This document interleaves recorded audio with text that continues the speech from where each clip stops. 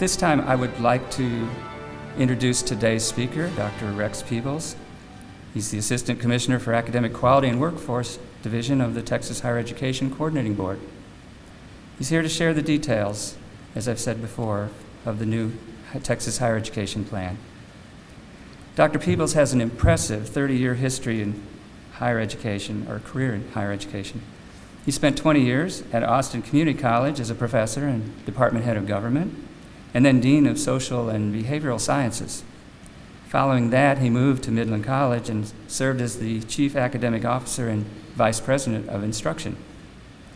His background includes serving as chair or vice chair of numerous advisory committees here in Texas, such as the Academic Course Guide Manual Advisory Committee, the Undergraduate Education Advisory Committee, and the LEAP LEAP Texas Task Force, among others.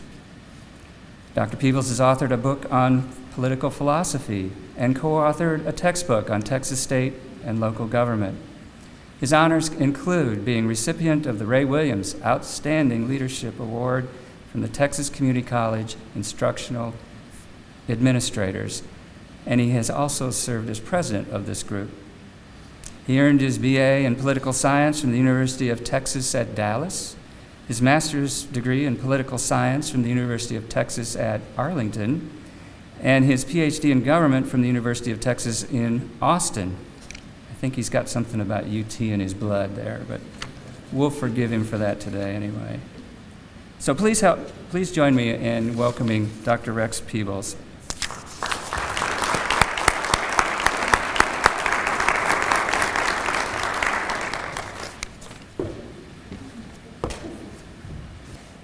Well, good morning. And if I'd known where I was going to wind up, I would have worked in an A&M school or a tech school or just gone out of state or something. Yeah, the UT progression was more happenstance than anything else. I've sort of struck this morning by, this all having to do with strategic planning and personal planning has never been one of my strong suits at all. I think I'm fairly good at planning for other people. Most of us think we're pretty good at planning for other people, but I've never been very good at planning for myself. So I just sort of wind up where I wind up. But it's a real pleasure and honor to be with you this morning and to see some folks that I've known for a while and get reacquainted with them. Like any good speaker, I'll start with a joke. And some of you who've heard me speak before, you've probably heard this, but it's so good that it bears repeating. And for most of you who have not heard this before, or at least not heard it in this form, because it's one of those infinitely malleable jokes that you can adapt to almost any situation. So it goes like this. So a guy goes into a bar. And now, why are y'all laughing at that? I mean, maybe like me, many of you have never been in a bar. And, well, if you believe that, then I want to talk to you after this is over with. So a guy goes into the bar, and he has a duck on his head. And he goes up to the bar, and the bartender says, "Well, what can I do for you?" And the duck says, "Well, if you could get this guy from the coordinating board off my ass." But we're here to help, hopefully. And I was really impressed by the strides you've made in strategic planning. I was reminded of years ago, we used to, and I think I was a dean then or something, and we had to do goals and objectives every year. And so every year we would fill out this paperwork with goals and objectives on it. And I always got the impression that no one was actually paying any attention to it. And so one year I had one goal, and the goal was that I felt that I was going to dedicate myself to accomplishing even less in the coming year than I had the year before, and that I felt confident that I could meet that goal. And I turned that in. And to this day, I have never heard a single word about it. which confirmed my suspicions, right, that no one was actually paying any attention to this. Because, I really thought surely someone is going to come back to me and say, okay, quit goofing around and tell us what your real goals and objectives are. Or they would get mad and tell me how unacceptable it was or something. And no one has ever said a word to me about that. And I did not follow up with real goals and objectives. I just left it at that because I thought, well, if they're paying any attention, then they'll say something, and if they're not, then I'll know. And so they didn't. And so I say all that to sort of preface my remarks about the higher education strategic plan by saying that I hope you do with it what you've done with the rest of your strategic planning. And that is really follow through on these things. And judging from the rates of success you've had, you've been dedicated to actually laying out a plan that's both ambitious and feasible, and then dedicating yourself to actually accomplishing those things. And that's no small feat by itself. And the fact that you may not have been 100% successful, most often, well, sometimes it's just a sign that nobody did anything. But hopefully it's really a sign that you really stretched yourselves.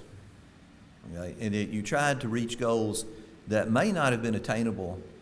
But, on the other hand, if you set up yourself a very ambitious goal and you get 50% of the way there, then you've made some real progress.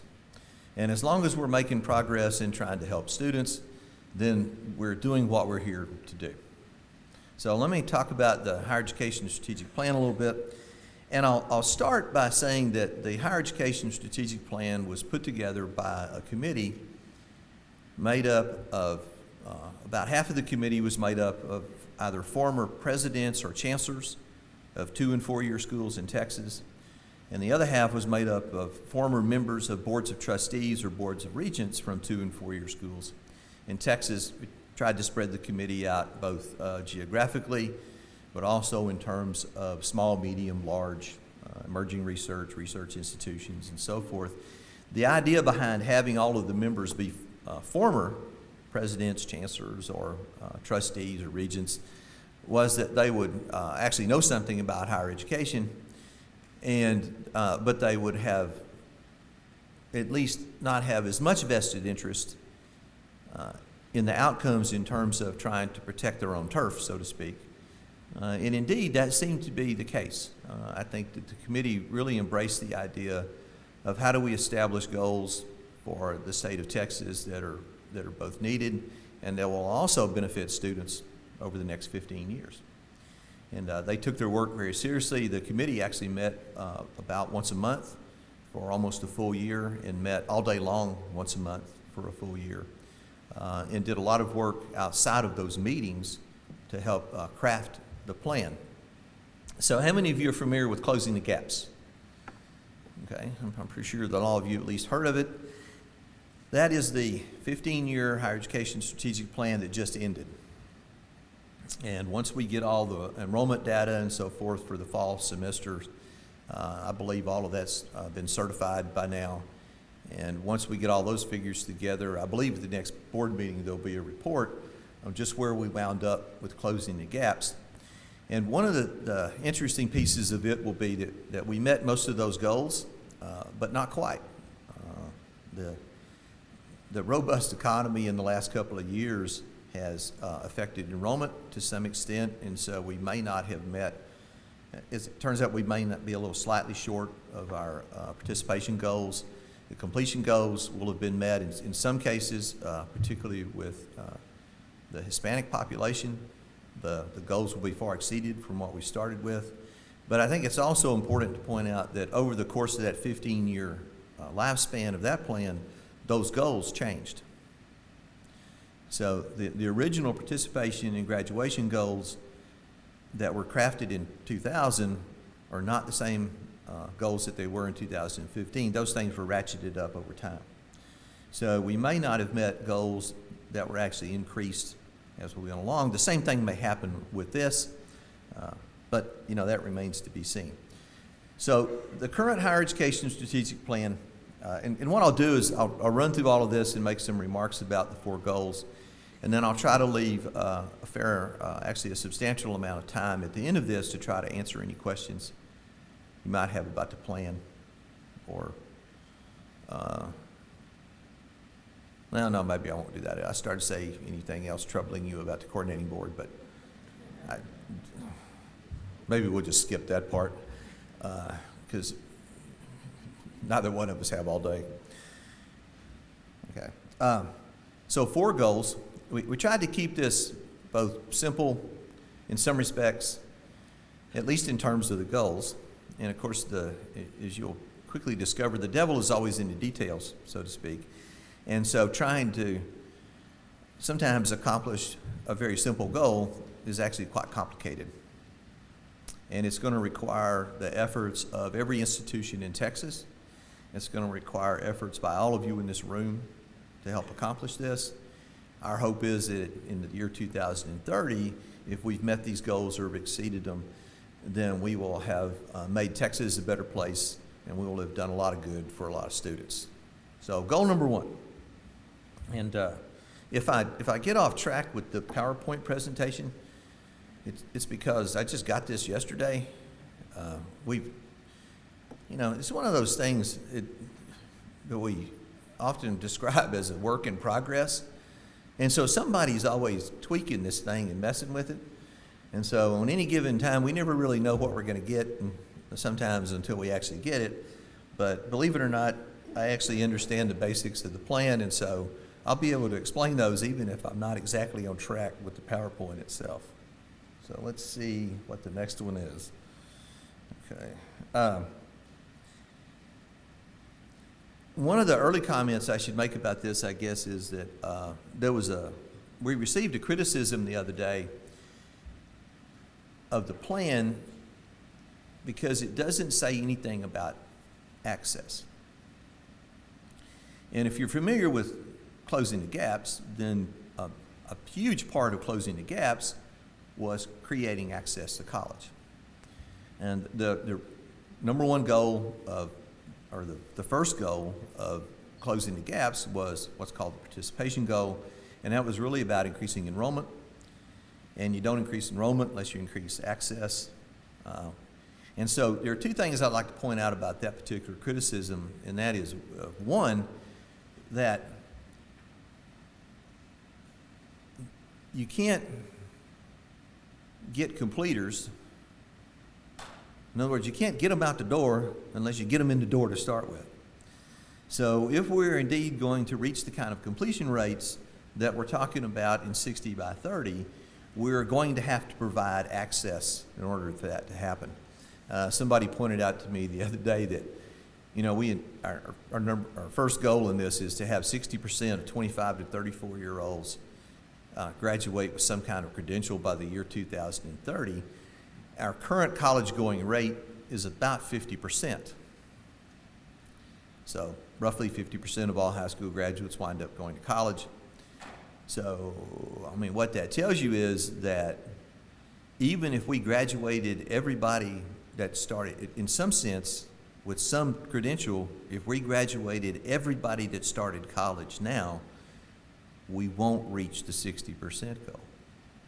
So we're only going to get there if while we're paying attention to getting completers, we also pay attention to how we expand access and get people into the system, with a lot of emphasis then on also getting them out of the system as well.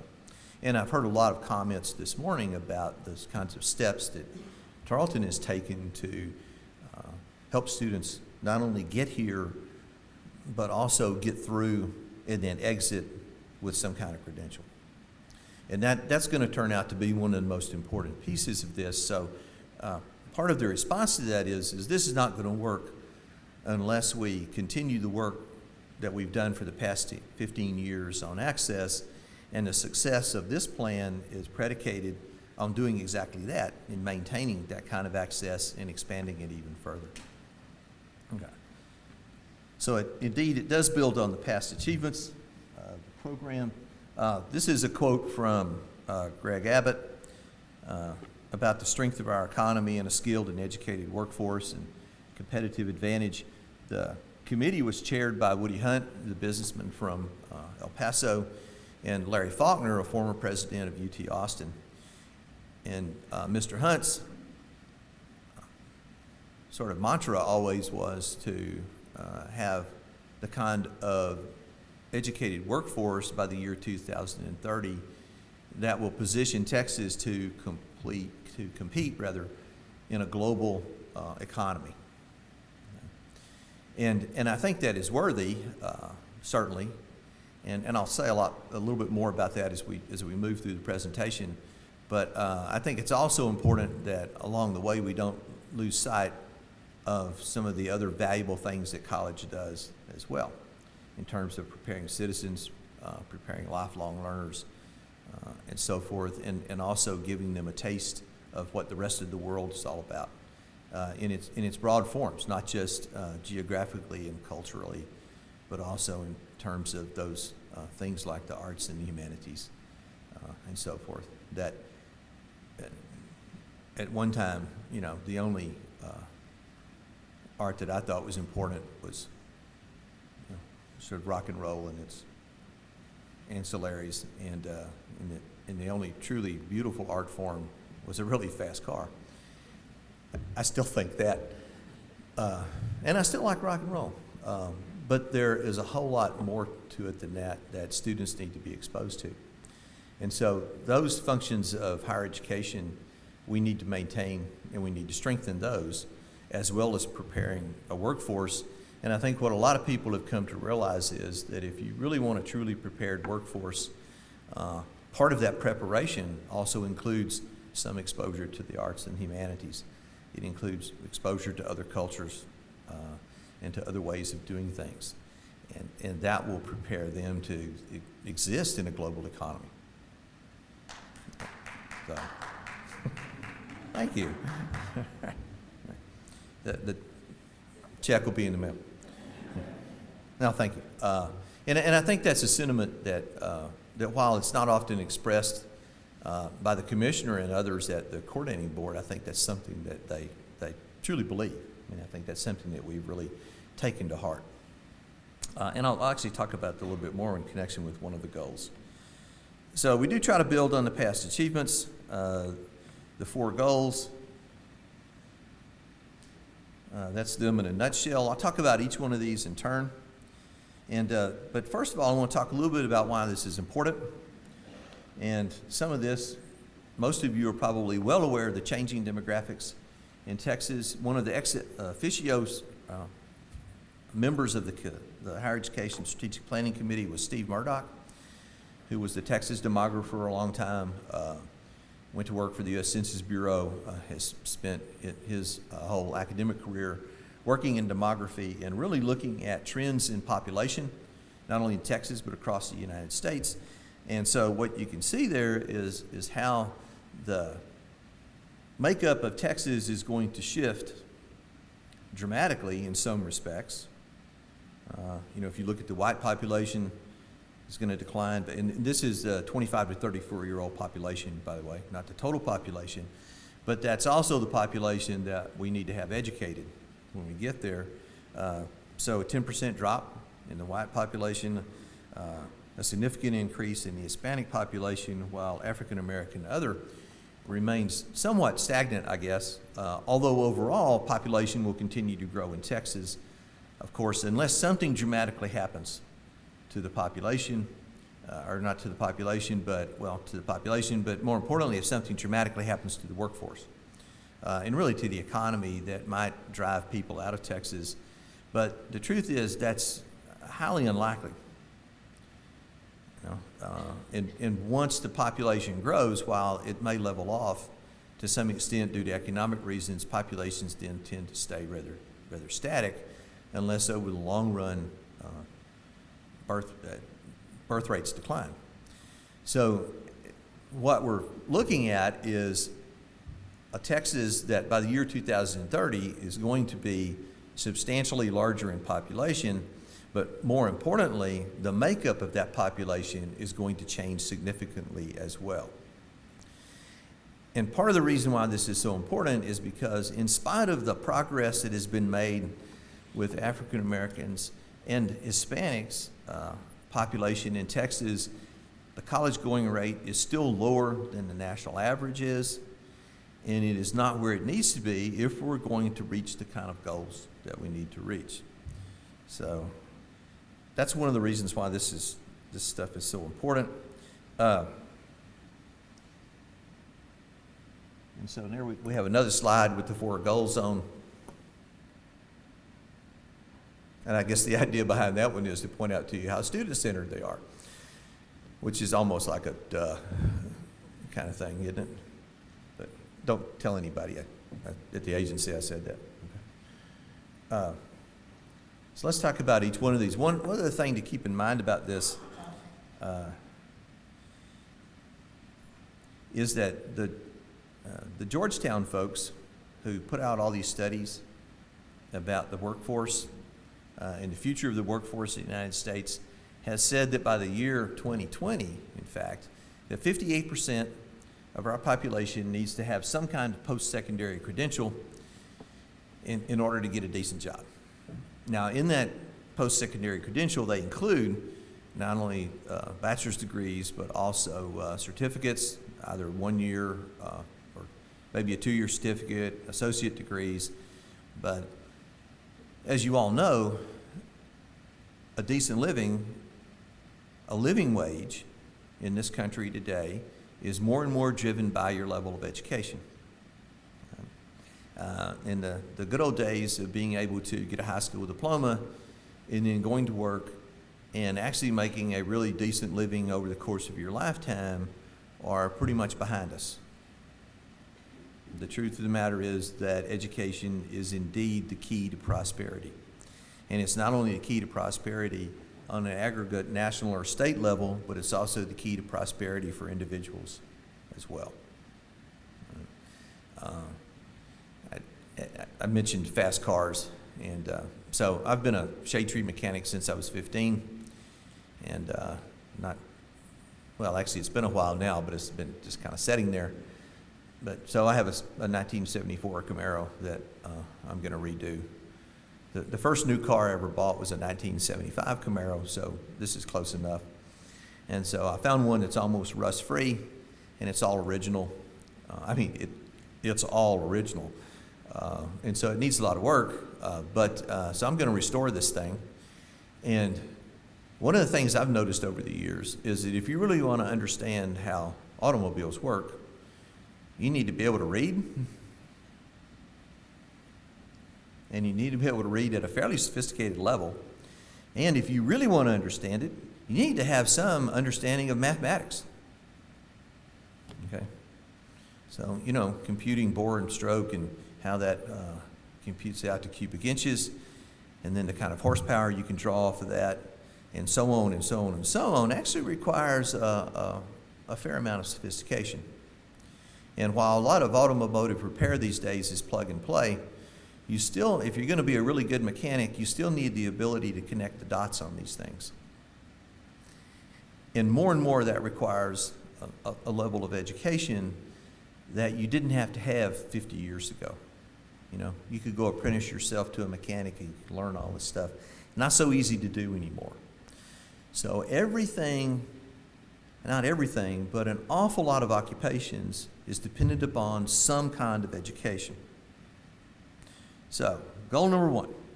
By the year, and this is where the 60 by 30 text comes from, by the year 2030, at least 60% of Texans ages 25 to 34 will have a post-secondary credential or degree. We are counting in that number certificates, associates, bachelor's, and master's degrees. Master's degrees were not included in closing the gaps, and the reason we've included master's in this plan is because a master's degree has become more and more part of the point of entry for employment in a lot of fields. So we're going to include everything from certificates through master's degrees. This not only includes folks who were educated in Texas, but we will also use all of those very bright, very smart people who moved to Texas and those who got here as fast as they could, kind of thing. And we will also use them in this count because they will be contributing to the economy and to the well-being of the state. And so this will be all Texans 25 to 34 years old will have some kind of post-secondary degree. Now, where are we at right now? Does anybody know? Well, depending on who you talk to, we're somewhere between 36 and 38%. Right? And so, and that kind of depends on what day it is and which measure you're using. But most of the information we looked at suggests that at this moment in time, we have about 36 to 38% of all Texans 25 to 34 years of age have some kind of post-secondary credential. Now, so you look at that and you go, well, it's only 22 points. 22 points in 15 years. We got plenty of time. Right? And trust me, I have managed to raise procrastination to an art form in my lifetime. My basic theory is that if it can be done tomorrow, then just wait and do it tomorrow, because you may die tonight and you won't have to worry about it. Right? Or maybe it'll just go away on its own. That happens sometimes too, right? Or maybe somebody else will get frustrated and do it for you. That rarely happens. But one of the things I've come to realize is that you cannot procrastinate about everything. And even procrastination actually often requires good planning along the way. Okay? If you're really going to wait till the last minute to do everything, then you have to make sure that you have a last minute to do it. And that sometimes requires careful planning. And you can't always get from here to there in a hurry. So while this may sound like no big deal, it really is. This is actually fairly challenging to raise that level of education by 22 points in what is now a 15-year time span. But it's based on the notion that by the year 2020, 58% need some kind of credential. So we've decided that, so we sort of kicked this around a lot in the committee and among staff and talked about so how do we get reasonably close to what everybody tells us we need, and while at the same time making it at least feasible enough that people just don't dismiss it out of hand. All right? If you give people a goal that's impossible to meet, then what is the tendency? You just go, well, never mind. There's no way in the world I can do this, so I'm not even going to bother to try. So they need to be feasible. They need to be at least attainable. They need to be something that we can shoot for. So that's why we decided on, that's why the committee decided on a 60% rate. But indeed, if we want to maintain a globally, or create a globally competitive economy and society, then this is what it's going to take. And I think underneath all of the rhetoric about creating, a competitive workforce and so forth, is also the fact that in creating a competitive workforce, we also create a lot of folks who will be able to get decent jobs at decent wages. And I think underneath it all, that's really the goal that we always need to keep in mind. Okay? Because why do most people go to college?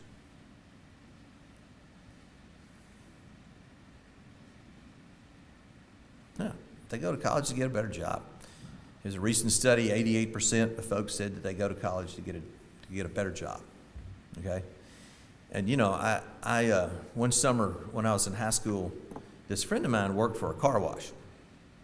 And the owner of the car wash decided that he wanted to repave all of the area, around the car wash. It was all asphalt. And so this friend of mine decided that he and I could bust all this asphalt up for this guy. And so we did. We spent a good part of the summer out every day busting up asphalt, and which was not pleasant. And, it was one of the great lessons of, okay, you can do this kind of thing the rest of your life, or you can go to school. And I thought, well, I don't want to do this. And then when I got out of high school, my father's advice to me was really more like a directive. It was kind of like, well, you can either go to college or you can go to work full time. And I thought, well, I've been working part-time for years, and I've never been especially fond of that. And so working full-time can't be any better, right? And so going to college actually had a lot of appeal. But I had some lessons along the way about the value of education, and I'll just mention this as an aside. One of those valuable lessons I got was from my father, who graduated from high school when he was 39 years old. And so when he was 36, he went back to night school at Crozier Tech High School in Dallas, Texas, which was then part of Dallas Independent School District's night program for people who wanted to get a high school diploma. And he spent 3 years in night school to get his high school diploma at age 39. And there was something about that always told me that education was a valuable thing, because he went back and did it at 36. And he went back to get a high school diploma. Now, he never got a college degree or anything, but he recognized that if he wanted to go further than he was, he needed a high school diploma, even back then, and this was a long time ago. And so that's kind of, I guess somewhere along, without him ever really saying anything, that kind of put it in my head that this stuff was really important after all. And while, like a lot of students, it took me a semester or two to figure that out, my first semester in college was not, well, I tend to just pretend it didn't happen at all. And so, like a lot of students do. But in the aftermath, I think things have turned out okay. So, 60%, 25 to 34-year-olds will have some kind of credential. Associates, bachelor's, master's degree, or a certificate of some sort. All right.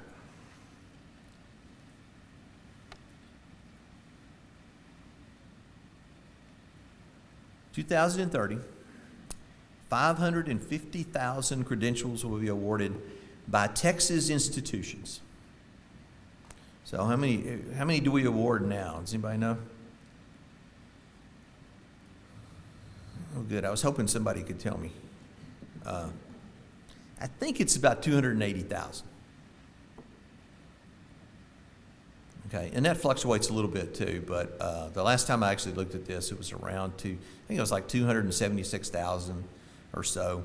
So it's around 280,000 on an annual basis as of now. And, so that's a fairly substantial increase in the number of degrees we plan on awarding by the year 2000 as well. But if we're going to get to the 60%, then a part of that is also being able to award 550,000 credentials of some sort, again, certificates, associate's degrees, or bachelor's or master's degrees in the year 2030. And if we can reach that number, then we will have also pretty much reached the 60 by 30 goal. And that also assumes that we continue to sort of, import degreed folks from out of state. So if things in that regard stay pretty much the same and we can increase our output, then we can reach the 60 by 30 goal, and this is a part of how we're going to get there. So this is also pretty ambitious, and this is going to require a lot of work on the part of you guys. And so we're not only going to have to increase access, we're also going to have to do what a lot of people have been after, particularly in the last 10 to 20 years or so, and that's really looking at what's sometimes referred to as the completion agenda, but this idea of now that we've got them, how do we keep them here long enough to actually get that credential? And how do we work with them? And we all know that this is very complicated by forces that we cannot control. I used to work with a group called Capital Idea in Austin, and they have a program that has so much money that their students, they're sort of like their complete lives are taken care of. So if a student doesn't show up for class, By the time they're 10 minutes late, someone calls them at home and says, "Why aren't you here?" And if the student says, "Well, my car broke down," then somebody goes and gets them and brings them to class, and somebody gets their car fixed so that it doesn't happen the next day. Oh, my babysitter quit. I don't have child care for my kids. That gets taken care of. Okay? And the harsh reality is that program survives because it has a lot of outside support, and they can afford to do this. So there's a lot of these things that we simply cannot control. There's a lot of life factors that we can't control that just get in the way for a lot of students. But to the extent that we can help them with that, and that we can help them overcome the barriers that they do face internally, then we can do a lot to increase completion rates. I know that you guys have done a lot over the last few years to increase completion rates tremendously.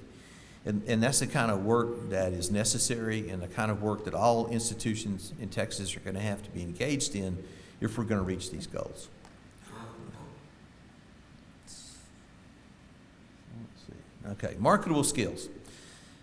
So we have 4 goals, and 3 of them are actually fairly quantifiable.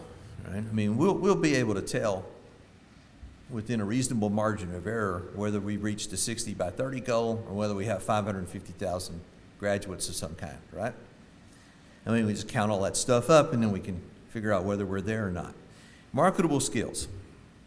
So the idea behind this is that students, there are 2 things. One is that most students really do go to college. The latest study, as I said, recent survey said that 88% of those students surveyed said that the reason they go to college is to get a better job. Okay? Some of us that are academics, I used to be somewhat sort of appalled by the idea that people didn't like learning just to be learning stuff. That they actually had some reason for it. I'm one of those that I always thought that learning was kind of neat in and of itself, and so you just learn stuff to be learning stuff. You don't really have to have any purpose or use for it necessarily. It's just fun to learn stuff. Well, most students want to have some purpose or use for what they're learning. And I think it's also incumbent upon us to try to ensure that when students graduate from college, at whatever level that might be, that there is at least some reasonable expectation that they can get a job in their field. And if you've been reading a lot of the literature in the national press of late, then you know that there's a lot of discussion about what is college worth. Is it worth going to college in the first place? Well, the numbers tell us that there's no doubt that it's worth going. Just from a purely economic point of view, there's no doubt that bachelor's degrees earn more than high school diplomas, who earn more than non-high school graduates, and so on, right? This is well documented. I don't think that there's any question that that's true in the aggregate. But what students and folks in the larger world, so to speak, have begun to question is sometimes not necessarily college itself, but sort of the traditional role and purpose of college, and also questioning a lot of degrees. And so increasingly what you find is a trend toward the notion that we should be training a person for a job.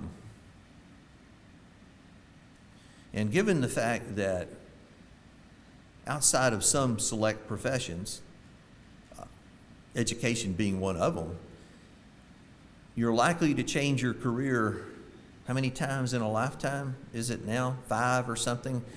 Higher education is actually one of the few places left where you can go in and 30 years after you got there, you can still be doing pretty much the same thing you were doing when you got there. Okay? It's now you ought to be doing it in a different way perhaps, and you should have added something to it. I had this professor once, and he was an expert on the Soviet Union, and his knowledge of the Soviet Union sort of ended somewhere in the 60s, and and maybe it was purely coincidence, I don't know, but his knowledge of the Soviet Union seemed to end about the same time he got tenure. And he had these notebooks of notes that sometimes would actually crumble when he turned the page. Okay? But before 1963, he could tell you anything and everything you wanted to know. But after that, he was by and large clueless. And this was in the 80s when I was in his class.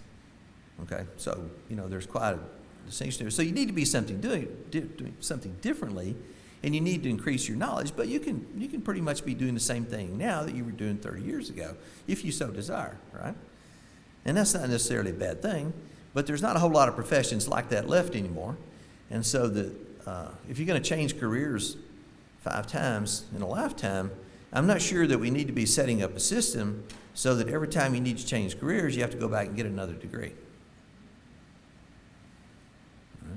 So we need to be setting up a system so that, you may have to go back and get some more knowledge. You may have to take a few classes.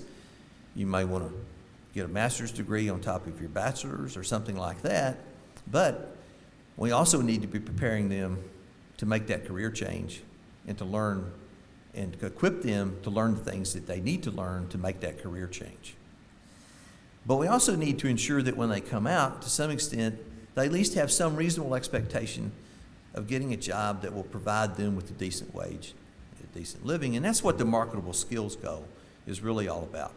And it's simply the notion that in any given degree program, people are being taught things that are not necessarily made explicit to them. Okay? Now, all of you are familiar with that wonderful institution known as SAC, C-O-C, right? And so I understand your 5th year report is due in March, right? So a lot of you in this room should be more familiar with SAC COC than you ever wanted to be as a result. But they've been pounding on institutions for 20 years plus now to develop student learning outcomes for their programs and to demonstrate what students know about those student learning outcomes when they exit the program. But the idea behind marketable skills is that there is more to a degree than simply those student learning outcomes that are associated with that degree program. They may very well be picking up other skills along the way that they can take to an employer and say, in addition to this, I also learned this along the way.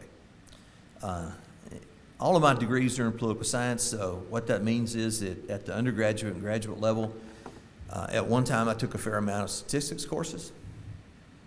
Okay, and actually at one time I learned a lot about statistics. I will admit that I have forgotten most of that, and maybe I haven't really forgotten it. I just filed that away in a part of the brain that's very difficult to access now. That's how they tell us this stuff works, right? It's all in there somewhere. It's just getting it out, that causes problems for people. But I learned a lot of statistics. And one of the jobs that I had when I was working my way through school, I worked at a plastics plant for a while. And we made garbage bags, okay, all sizes and colors and stuff. And it was another one of those sort of semi-interesting jobs that I had for a while that I did not want to do. I did not want to make a career out of. But years later, it occurred to me that the statistics that I learned in political science and that I applied to political science and a little bit to sociology equipped me to actually run their quality control department. I could easily have done it. I couldn't do it now because I'd have to go back and relearn all those skills, right? But at the time, I could have easily run their quality control department. And the reality is I could have done that in virtually any manufacturing plant in the United States. And so those were skills that I learned in a political science program, and nobody in that political science program ever really told me that the skills you're learning in statistics are actually widely applicable to all kinds of other things. And, when we all sort of know this stuff, I mean, I sort of knew that statistics was not just for political science. It really did apply to all kinds of other things, but I never really made the connection. I never really had to. And so I never really worried about it. But at the same time, I was picking up something that I could have taken to employers and said, look, I can do this. So that's sort of the essential idea behind marketable skills. And so what we're going to be asking people to do is to really think about, both in academic programs, but also in student life and elsewhere, what is it that you do that equips students to do something after they leave college that gives them a skill or some knowledge that they can apply in another setting or a variety of settings. And with the application of that makes them more employable in some ways. This goal originally started out as some sense of the idea of sort of saving the humanities, if you will, and the social and behavioral sciences. I still think that's a laudable goal, and I would like to think that I don't think that just because my background is political science. Because as I said, I also think there's a lot to be said for learning something about the history of music and art and so forth. And so, part of this is designed to do that. If you look at wage data that's available on the coordinating board's website, then you'll discover that while English majors make a lot less money in year one than engineering students do, the first year out of college or second year out of college, by the 10th year out of college, English majors are making just as much money as engineers are. Okay? So it takes a little while to catch up. I suspect that a lot of that has to do with the fact that English majors, among a lot of other majors, didn't figure out how to take the skills that they learned as writers, as critical thinkers, and apply that to the workforce.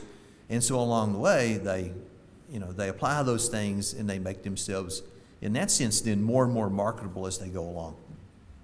Okay? And part of the idea here is to equip students earlier on to be able to do that. So that it's not something they're sort of figuring out like I did. Somewhere along the line, it just sort of dawned on me that, hey, I could have done this. All right? And they will know that when they leave. So I will tell you that there is some of you, I don't know, well, no, we haven't advertised this yet. I think we're about to, though. In April, there will be a sort of convening in Austin. We're going to ask colleges and universities to send teams of folks from their institution to Austin for a day and a half or so, kind of a workshop on marketable skills. And we have some panelists coming in from all over the place. I think we're still trying to finalize all of that. And to talk to folks about what all this means, give some ideas about how you identify these things. This is something that we want the institutions to do and want the programs to do. And so your institution's accounting program may have similarities with an accounting program from Texas Tech, or it may not in terms of the remarkable skills. So we want the institutions to be able to reflect their own sort of culture and mission in this as well, but also be able to equip students with something they can take with them. I know that James Hallmark, for example, is working through the Texas Association of Chief Academic Officers, is working to put together some groups to kind of give academic programs a starting place to define marketable skills, and then sort of create a list, if you will, of marketable skills that then institutions and programs can take and then add to, delete, change completely, whatever they want to.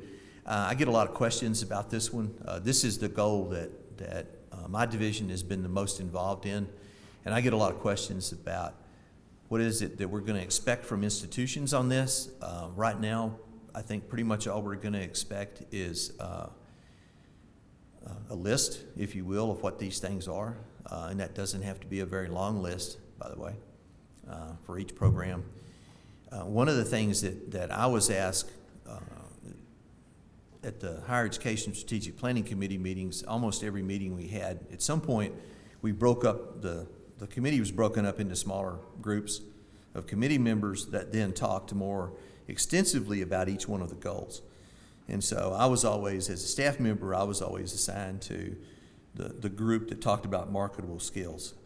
And one of the questions that I got every time we talked about it was, how are you going to know, well, and I'll try to quote one of the former regents who's a business person, and he said, so if a student comes to me with these things on their transcript or whatever, how am I going to know they actually have them?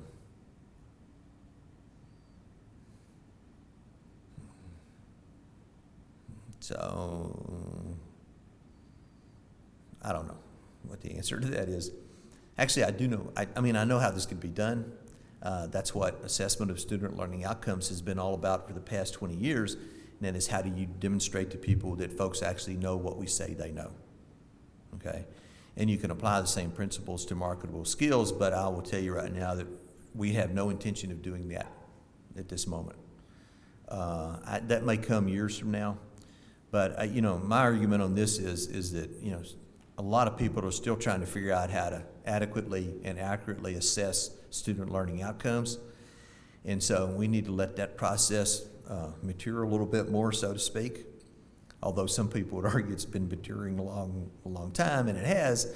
But, we still run into issues with it. And so I think that part of what needs to happen is we need to let the focus be on that for a little longer, and then we can sort of morph this into marketable skills if we really think that's necessary. But I will tell you that right now we have no intention of saying to institutions, and tell us how you know your students have these things. Okay? And I think for right now we can at least depend on the integrity of the departments and institutions, that if they say students have them, then they probably really do actually have them. I mean, assessment sort of bears that out, that by and large, when a department says students come out of our major knowing these things, students really do come out of the major knowing those things. Okay? I mean, in some respects, assessment has confirmed what we've suspected all along, so to speak. So I think marketable skills is very much along the same lines. But that's sort of what we expect with that. And then the last goal,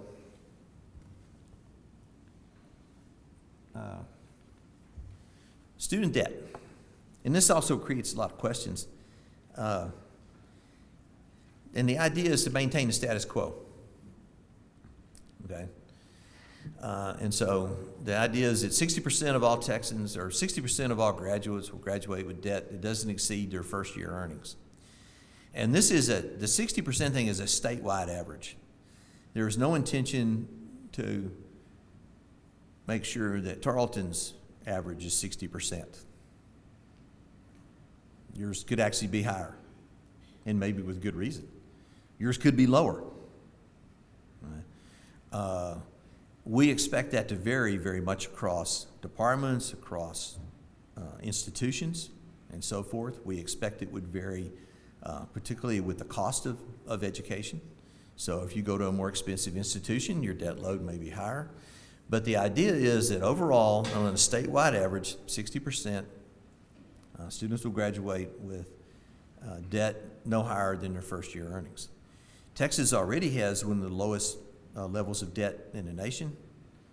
On average, I think it's about $26,000 now. The other thing to keep in mind is most student debt is actually accrued at the graduate level, not at the undergraduate level. Okay, because students tend to work a lot as undergraduates, and when they get into graduate school, then they tend to not work as much, and so they tend to take out more loans so they can finance living. But tuition tends to go up, and so forth sometimes. And so most of the debt that students have is actually accrued at the graduate level, not at the undergraduate level. And I will tell you that part of the reason for adopting this goal, there's sort of an ulterior motive in this, and that is that we also hope that it will actually engender a lot of conversation about the cost of education. And really not so much conversations about the cost of education, but conversations about who pays for the cost of education.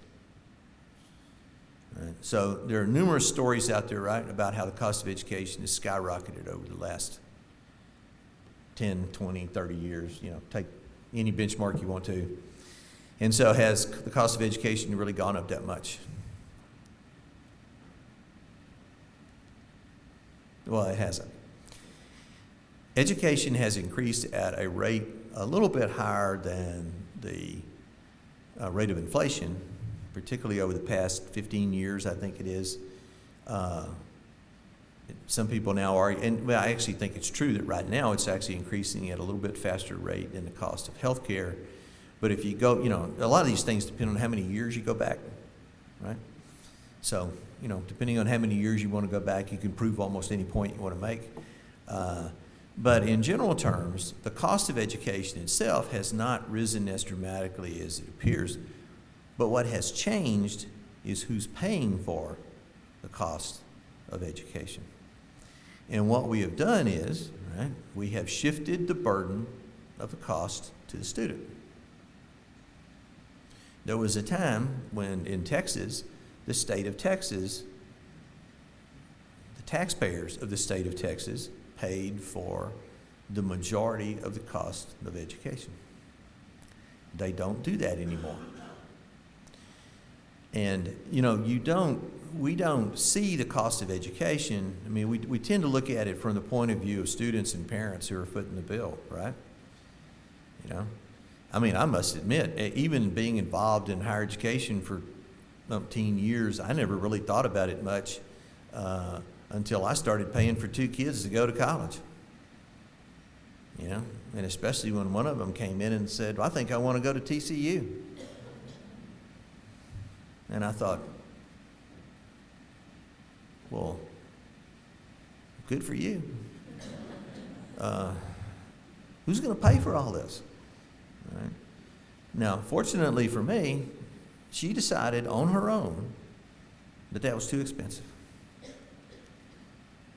So I raised a really wise child. I don't know if I did that or somebody else did that, but anyway, she still decided to go to a private institution, but she just went to a cheaper one. But fortunately for me, about halfway through her second semester, she called me and said, Dad, I don't think I want to be a nurse anymore. And so, which meant she dropped out of that private institution. And then she later went back to a public institution. So, you know, so I have 2 girls, and they're 4 years apart in age, and they both graduated from college within a month of each other. So that kind of tells you that the older one took a little longer to find herself than the younger one did. But, you know, that's the way it goes. But all that really made me think about the cost of education, and it made me think about the days when I was enrolling at UT Dallas in the bachelor's degree program there, and the state of Texas's legislature in its infinite wisdom had set the tuition rate at a maximum of, does anybody remember this? Yeah, well, when I was, it was 50. But at one time it was lower than that, right? And so it's $50. Now, they made up for some of that in fees. Okay, they weren't really shy about charging you, you know, $100 for a parking place when there was, you know, you could pick your parking place almost. I mean, it was sort of loony in a way, but you know, but they didn't mind making up for that. But the reality is, it didn't cost a whole lot. Even then, the tuition and fees were so low that typically the books cost more than the tuition and fees did. And that's not because the books were so astronomically expensive as they are now. It's just because of the way the system worked, you know. But that meant that what that meant was the state of Texas was picking up the predominant cost of my education. Right? And that has shifted dramatically. So part of this debt goal was designed to really try to engender some conversations about who's actually paying for education, and then even more so, who has the ability to pay for education. One of the great dangers that we face is simply pricing more and more students out of education. You know, I was watching something not too long ago, and they're talking about it revolved around some kid who had done really well in high school and was actually a STEM major. It seemed to actually have some gift for mathematics. Doing really well in high school, was going to be able to go to college with scholarships and so forth, but still, in his mind, it was going to cost too much money. He couldn't get there from here, and so he decided to join the military. Now, I'm a veteran, so I have a lot of, so there's a part of me that says, thank you for joining the military, and my hope is that when he gets out, he'll be able to use the benefits that he will gain from being in the military in terms of paying for school, that he'll use that and he'll go back to school and do it. But his primary motivation was, my family needs money and I can't afford to do this right now. He goes in the military, he can send money back home. And a lot of that has to do with the cost. And we run a real danger of pricing a lot of students out of education. And if we really want to reach 60 by 30 and 550,000 and a 60% goal for debt, we're going to have to address the cost of education. And we are not going to get there simply by turning to the institutions and saying, you guys need to be more efficient. Right? Now, no doubt in my mind that every institution in the state of Texas could be more efficient than it is. Nature of the beast. Right?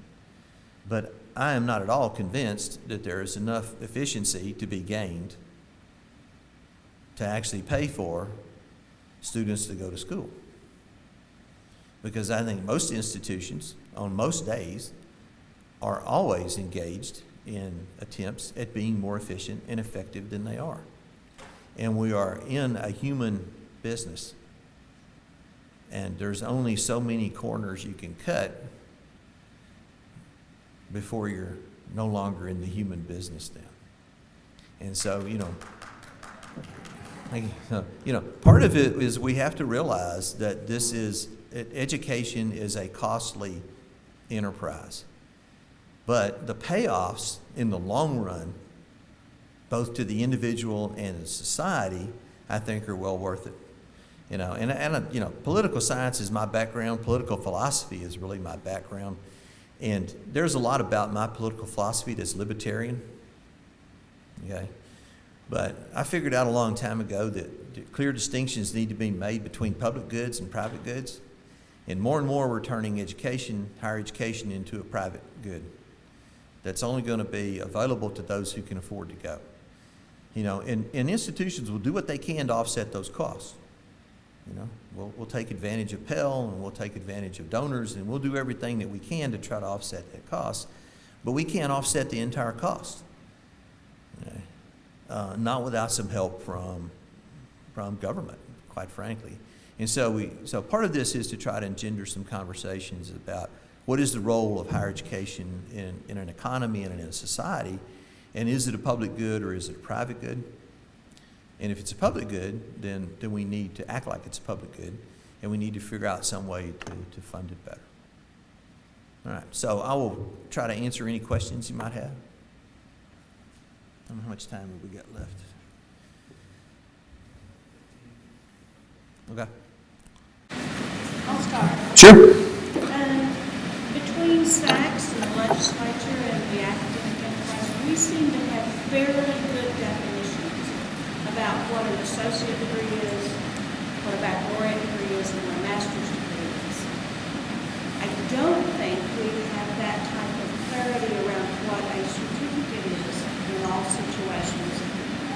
And I think we have an opportunity for there to be some dilution of this goal if there's not some quality control around what those are and what we hope those will achieve. Well, let me clarify something about certificates. The plan is to only count what are called level 1 and level 2 certificates, which are career and technology oriented, and they don't see a lot of these at four-year institutions. Most of those come through community colleges and like the Texas State Technical College System and the Lamar Institutes of Technology. And typically they are anywhere from 15 hours to 45 hours. A level 1 can be up to 36, I think it is these days, and a level 2 goes up to 45 hours, and it's almost always purely technical credit. So we don't count, and you're right, there's not a lot of clarity about any certificates there's a lot of clarity about those two. There is not a lot of clarity about academic certificates and so forth. And we've talked about that some internally, about how to bring some clarity to that if that's possible. But so. And my second question around that is, I understand. Well, My second question around that is, I understand how an individual can get a bachelor's degree without having a previous credential of a certificate of associate. That happens all the time.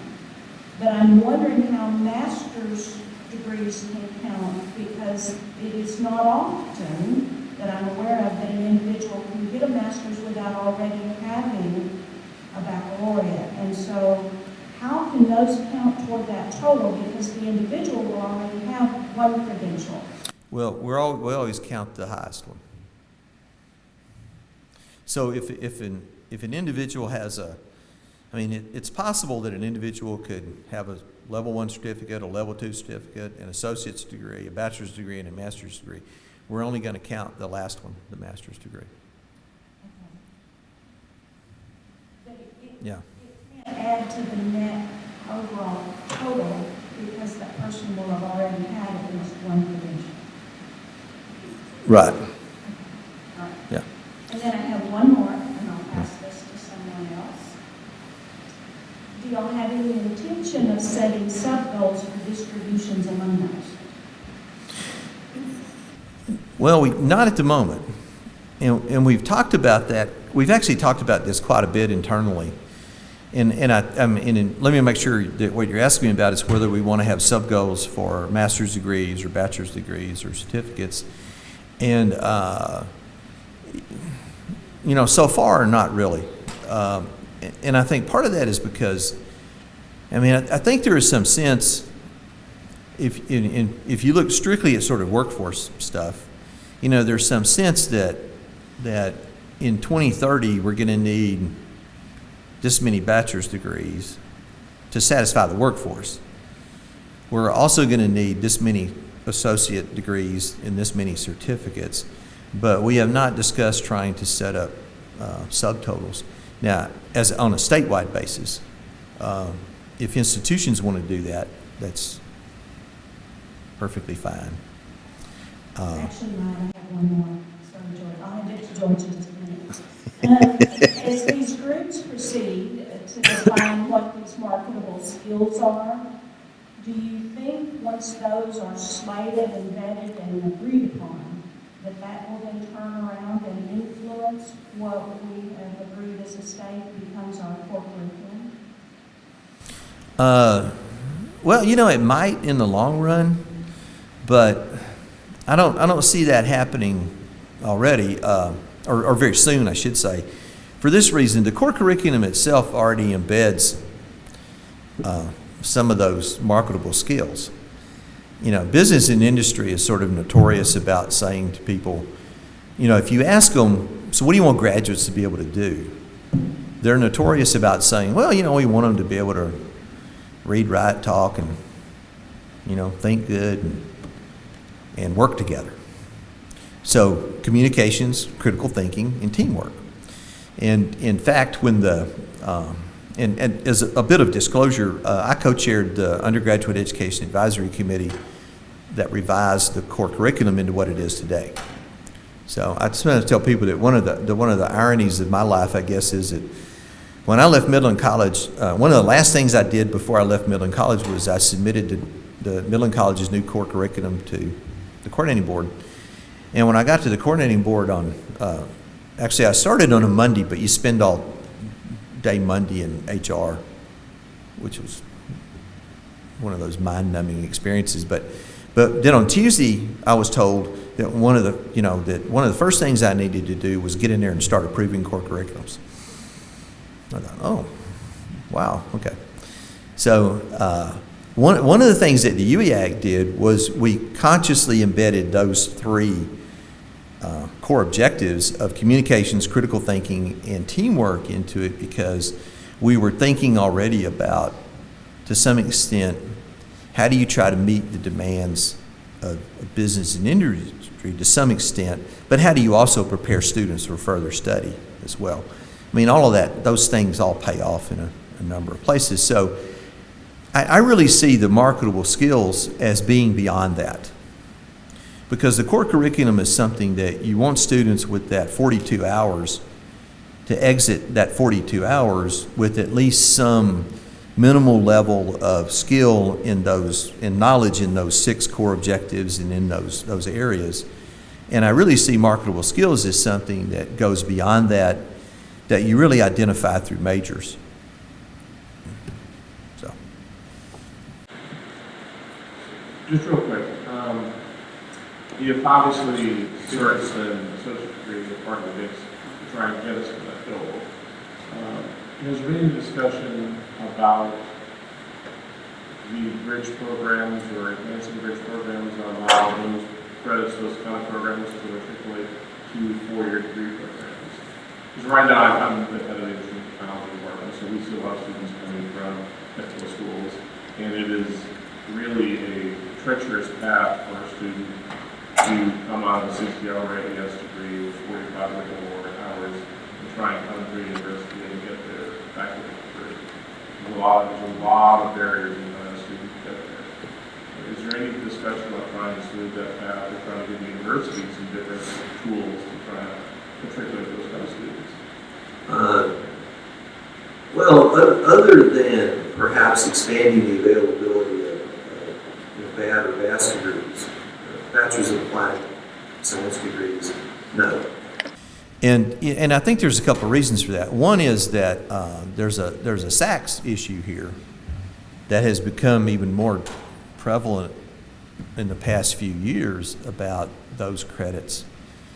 And one of the pieces of advice that I try to give people is that if you're going to talk about a 36 hour block of technical credit and you're going to try to apply that to a bachelor's degree, then you can do that with a BAS degree or a BAT degree, some kind of applied science, applied technology degree. You can't easily do that with a Bachelor of Arts or a Bachelor of Science degree. And I think, and the reason for that really goes back to what's the function of those courses in the first place. I mean, I sometimes wind up in these conversations with people about, everybody's heard of guided pathways, right? Whatever that means. It means a lot of different things, right? I mean, is the point. And so, people talk about these pathways for students from how you start a course and you wind up with a degree or degrees later. And it really becomes, there's a lot of conversation, particularly around career and technical education with regard to this. And one of the things I think people need to understand is that there is no, for a lot of career and technical programs that are at the certification level, the certificate level, or the associate of applied science level, there really is no pathway out of that. That is a terminal degree. And I think automotive is one of the classic examples of this. I mean, there really is no pathway from getting an associate of applied science degree in automotive mechanics to becoming an automotive engineer. The reality is that if you get an associate of applied science degree in automotive technology and you learn how to become a mechanic, and you decide that what you really want to do is be an engineer and become an automotive engineer, then really what you do is you, outside of your 15 hours of gen ed, if you took the right ones, then you go back and start over again. And so I think there's a lot of conversation about things that in real life don't actually work that way quite often. Now, that's not to say that some of those courses that students take some of those courses still couldn't be applied to that degree. And I think we ought to look for that where it happens. But then I would also argue that if you have WECM courses that will easily be applied to, and this does occur sometimes in, particularly in computer science, and at one time in nursing. But if you had courses that could easily apply from WECM to a 4-year degree, then those courses probably ought to be at least cross-listed in the ACGM somewhere and then recognized as being academic as opposed to career and technical education courses. So, I don't know if did that actually answer your, good. My question has to do with where non-traditional students fit into this, and also, should we anticipate that these goals will drive any changes in funding, formal funding? So nowadays, your non-traditional student is your 18-year-old that just got out of high school. Yeah, I mean, your traditional student is the older student. I mean, if you look at the numbers, what we've been calling non-traditional students for years are actually now our traditional students. And and then what our traditional students were for years is becoming more and more the non-traditional student. We do have some strategies. By the way, you're talking about breaking some of this down. I mean, one of the things that we do clearly intend to do with things like the completion goal, the 550,000 to 60 by 30, is to break that down both by ethnic groups, but I think even more importantly, we're also going to try to look at it by socioeconomic status as well. Because if you really look at it closely, where we have a danger of losing students is in the lower socioeconomic classes, regardless of anything else. And so I think we have to be real attentive to that. And so part of what we intend to do with targets and strategies under these goals is to also look at those groups and then try to make sure that we're addressing the needs of those groups as well. And you also bring up an interesting question about sort of the traditional, non-traditional student, which is the older student. And one of the things we recognize that's not really sort of explicitly in those 4 goals is that, if you want to get to that 550,000 and you really want to reach this goal, somewhere along the way we're going to have to also do some work on trying to pick up some of those students who started and have some hours and then quit. Yeah, so they've not been forgotten in all of this. And I think if you go to the coordinating board's website, the plan is now up there, and it's all of its 17-page glory. Although we were just talking the other day about we need to, some conversation that, some staff meeting I was in that I must admit I wasn't paying a whole lot of attention, but there was a lot of discussion about 2-pagers and 10-pagers, and the only thing I got out of it is I'm supposed to write a 2-pager and a 10-pager on marketable skills, and you're like, well, because the plan doesn't say everything. But part of that is to address the very sort of subgroups, if you will, that you bring up. And of course, we would hope that institutions will also continue their focus on that. And some institutions do more than others do.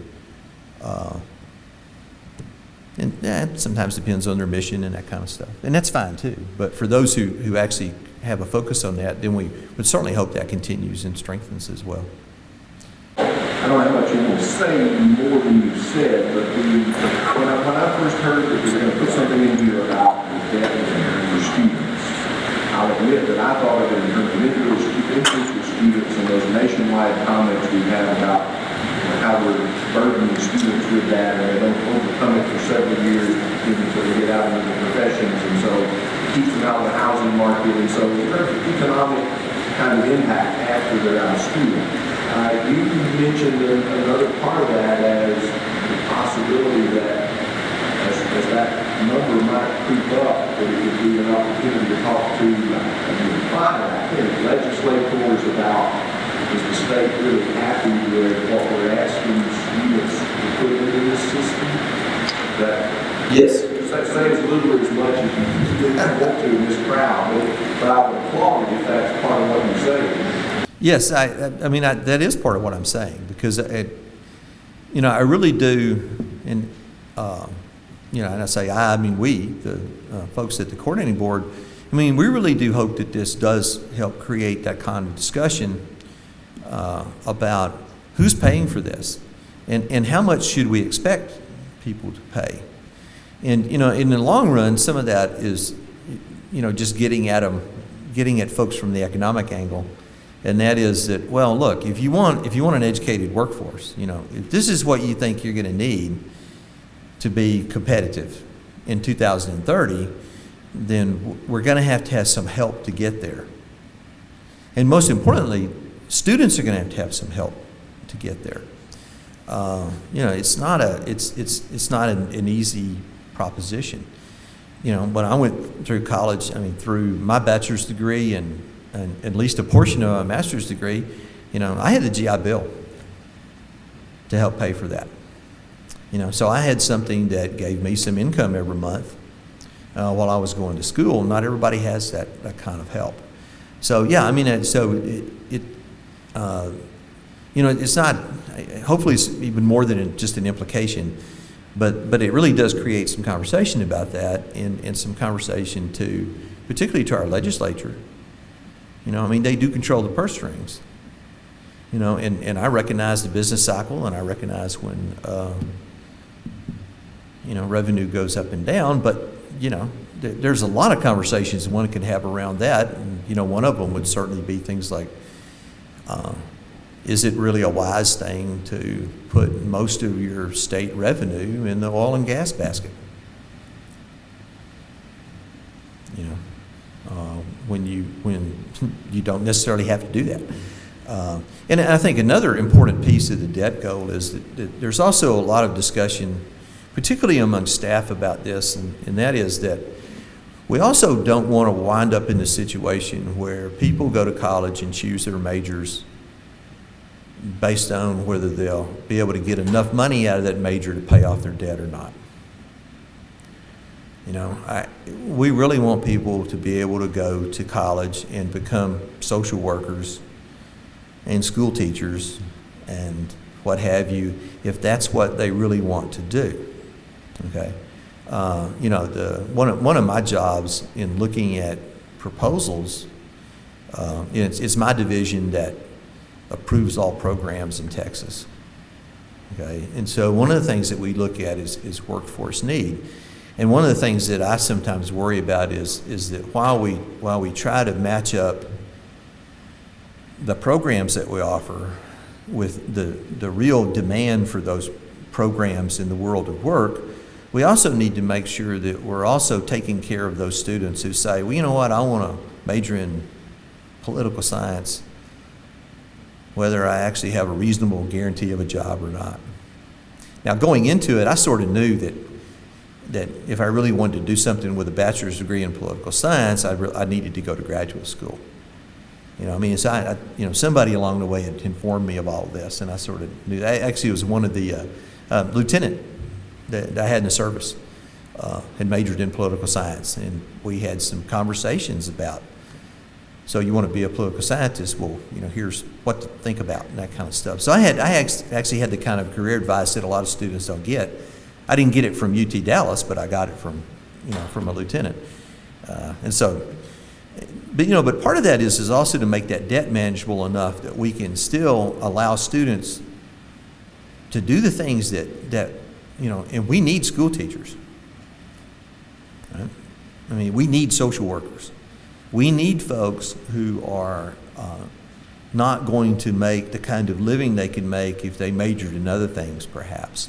But that's where their passion and their heart is at.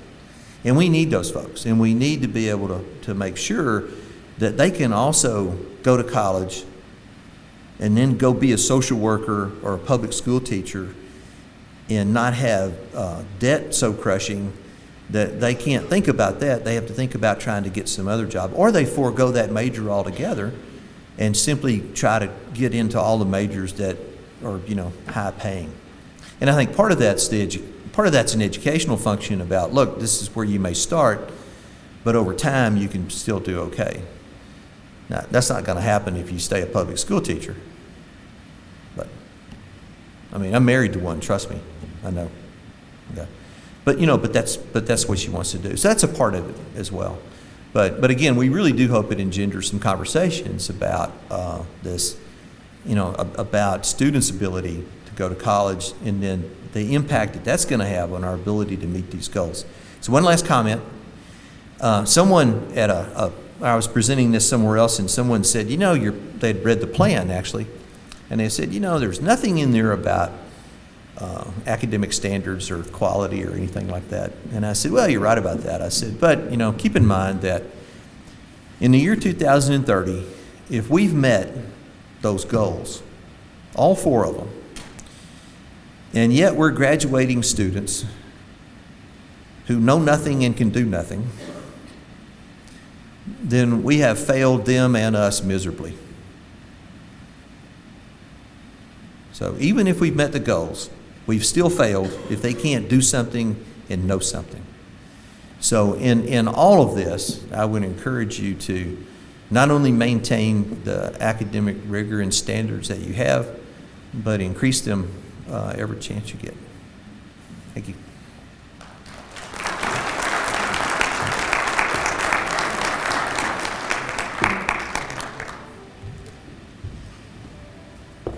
Well, Dr. Peebles, great information, valuable insights. What you provided us today is going to be used in our activities and, of course, in the future as well.